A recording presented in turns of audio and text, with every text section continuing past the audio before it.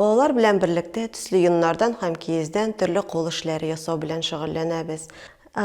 Башта йоннарны юалар, чистарталар һәм аннан киезләр ясыйлар. Шуннан соң аларны манып, безгә төсле йоннар ясарга ярдәм итәләр.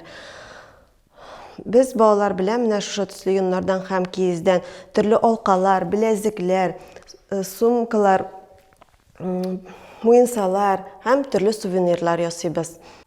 Мин сезгә беләзек ясау буенча мастер-класс күрсәтеп китәргә телим. Моның өчен безгә төсле йон һәм сабынлы су кирәк булачак.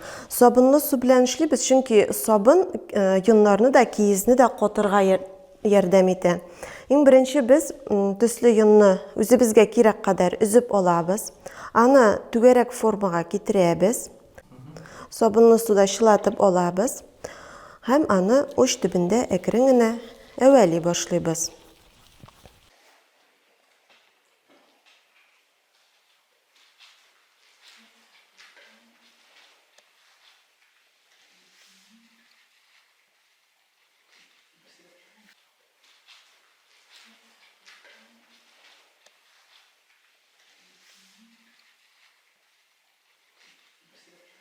Biz моны тыгызланганчы әвәлибез. Шуннан соң ясаган шарларыбызны киптерергә куябыз. Шарларыбызны резин җепкә тезәбез. Менә шушындый беләзекләр килеп чыга. Һәм беләзекләребезне, муенсаларыбызны төсле сәйләннәр белән бизәсәк, тагын да матуррак килеп чыга.